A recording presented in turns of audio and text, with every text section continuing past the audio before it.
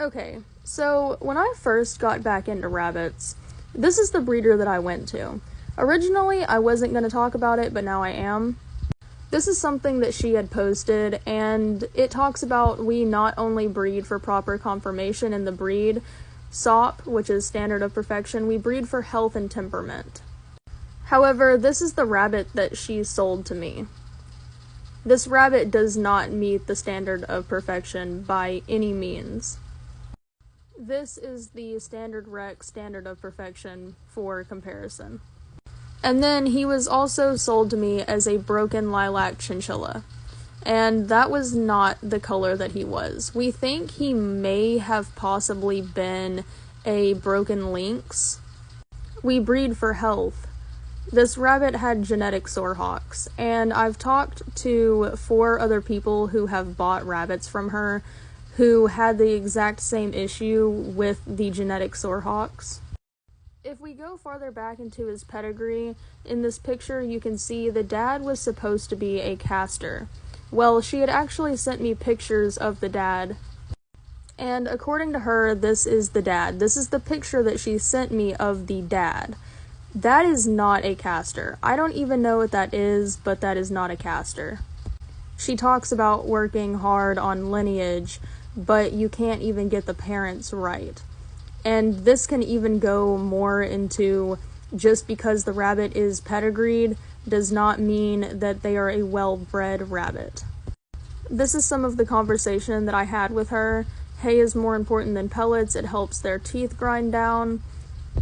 Hay is not more important than pellets. And on top of that, rabbits can keep their teeth grind down completely fine on just pellets.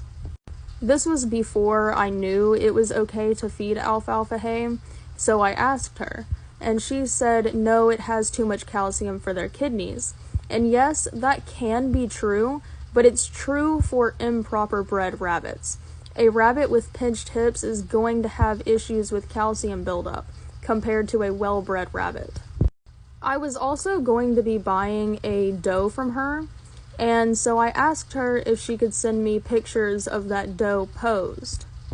She replied to me with, "Hun, it's impossible to pose good at this age, but I'll try in the morning." So the doe that I was looking at getting from her was 10 weeks old, I believe. You can 100% pose a rabbit at 10 weeks old. You might not be able to tell everything, but you can pose them good enough to get a picture. But hey, at least she knows that she is supposed to be looking for pinched hips in her rabbits. I'm not saying she does, because somebody I had talked to whenever I was trying to find other people who had bought from her said that they received a rabbit with pinched hips. At this point, I had already gotten my buck, got him posed up, and realized he needs a lot of work. So I decided I was going to start with shoulders. And I told her that. And she got really defensive. She told me shoulders are not the only thing to look for, and then said that I only have one possibly showable rabbit, talking about her rabbit that she had sold to me. And if I put that rabbit on the show table, there is no way that he would ever win a show. Well, she did end up sending me pictures of that doe, quote-unquote, posed. I can't tell anything from these pictures. But even leading into it, when I asked for pictures of my buck posed before I bought him, she told me she didn't know how to pose a rabbit. So how are you breeding to a standard of perfection when you don't even know how to pose the rabbit and can't look for those good qualities in the rabbit? Long story short, what she had posted kind of pissed me off because she's straight up lying to her customers. She lied to me about the rabbit that she sold me.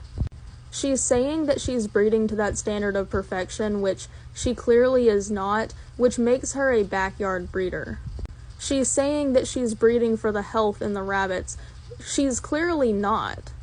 And especially for Rex, it's extremely important that you're not breeding stock with genetic sorehawks. And then we can talk about temperament too. Whenever I got my buck, he did not have the best temperament. She says that she's breeding for the betterment of these animals, but she is absolutely not breeding for the betterment of these animals.